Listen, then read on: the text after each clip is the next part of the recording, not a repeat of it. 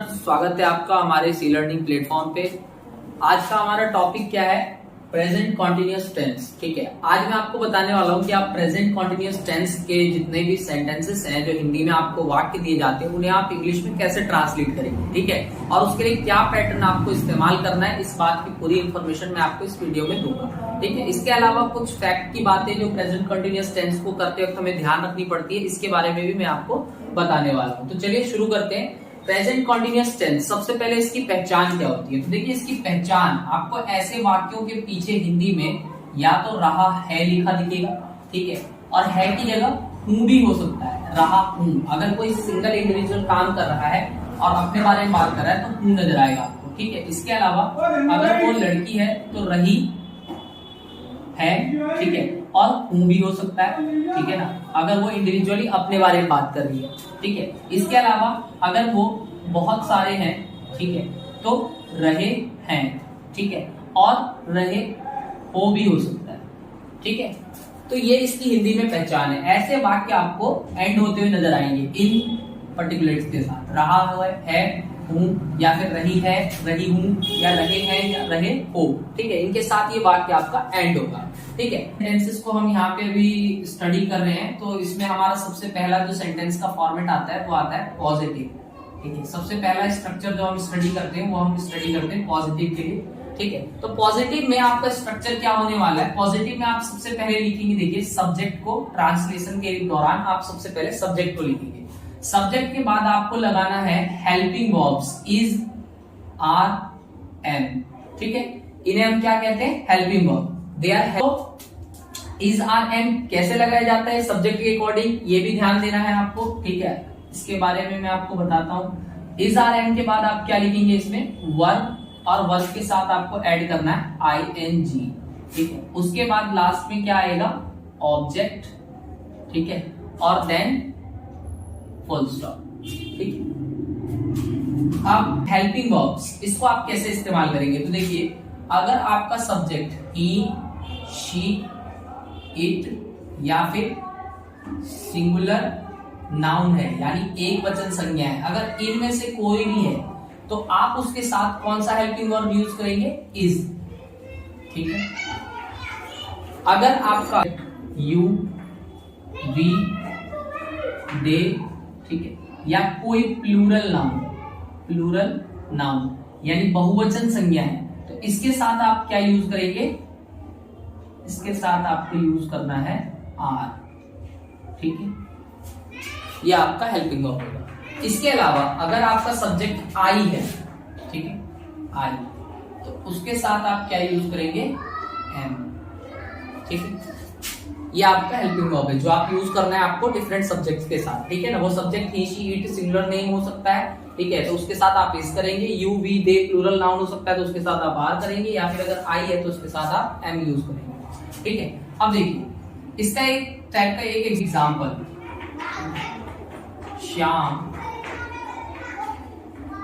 दोपहर का खाना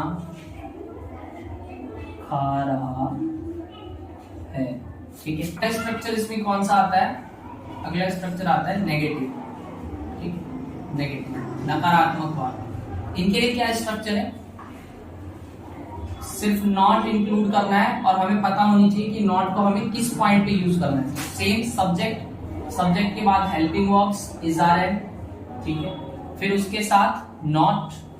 ठीक है, नॉट का इस्तेमाल करेंगे, फिर उसके बाद वर्ब, और वर्ब के साथ हमें यूज करना है आईएनजी, देन लास्ट में ऑब्जेक्ट। ठीक है, और सेंटेंस खत्म। अब एक नेगेटिव टाइप का सेंटेंस देख लेते हैं। वे क्रिकेट नहीं खेल रहे हैं। ठीक है, वे क्रिकेट नहीं खेल रहे हैं, तो इसमें सब्जेक्ट क्या है? सबसे पहले देखिए, सबसे पहले सब्जेक्ट आएगा, ठीक है ना, वे, दे, फिर दे के साथ हम क्या यूज करेंगे? दे, क्योंकि एक प्लूरल नाउन है, ठीक है, तो इसके साथ हम आर यूज करेंगे, दे आर। ठीक है, देन उसके बाद नॉट, क्योंकि ये नेगेटिव सेंटेंस है, नकारात्मक है, दे आर नॉट। फिर वर्ब, वर्ब क्या है इसमें? प्ले, उसके साथ क्या ऐड करेंगे हम? ING, playing. ठीक है, क्या क्रिकेट, ये हमारा ऑब्जेक्ट हो गया। They are not playing cricket, ठीक है, सेंटेंस खत्म। ये हमारा नेगेटिव टाइप का एक एग्जांपल हो गया। नेगेटिव का स्ट्रक्चर देखते हैं, इंटेरोगेटिव, जिसमें प्रश्न पूछा जाता है, ठीक है। तो इंटेरोगेटिव में देखिए क्या चेंज हो जाता है, ये जो अंदर हेल्पिंग वर्ब्स हैं ये बाहर आ जाते हैं, ठीक है, और इन्हें हम कैपिटल लेटर के साथ लिख लेते हैं, क्योंकि अब सबसे पहले ये यूज हो गए, इज, आर, एम, ठीक है। उसके बाद इसमें क्या आता है, सब्जेक्ट, ठीक है। सब्जेक्ट के बाद आप क्या यूज करेंगे, वर्ब, वर्ब के साथ आप क्या ऐड करेंगे, आईएनजी, ठीक है, देन ऑब्जेक्ट और लास्ट में इसमें क्वेश्चन, ठीक है, सेंटेंस का। अब इस टाइप का एक एग्जांपल देख लेते हैं, क्या वह हिल स्टेशन जा रहा है, ठीक है। क्या वह हिल स्टेशन जा रहा है, हिल स्टेशन तो पता ही होगा आप लोगों को, घूमने फिरने की जगह है, बहुत अच्छी घूमने फिरने की जगह है, ठीक है। तो क्या वह हिल स्टेशन जा रहा है, इसे हम किस तरीके से देखी करेंगे, इंटरोगेटिव है, तो सबसे पहले सब्जेक्ट क्या है, वह एक सिंगुलर नाउन है, ठीक है, तो इसके साथ हमें क्या लगाना, इज, तो हम सबसे पहले इज को बाहर ले आएंगे, ठीक है, इज, और उसके बाद सब्जेक्ट इज ही, ठीक है। फिर इसमें वर्ब, वर्ब क्या है, जाना, गोइंग, ठीक है, आईएनजी लगा दिए गो के पीछे, गोइंग टू द, कहां जा रहा है, हिल स्टेशन ना, तो टू द हिल स्टेशन, ठीक है, क्वेश्चन।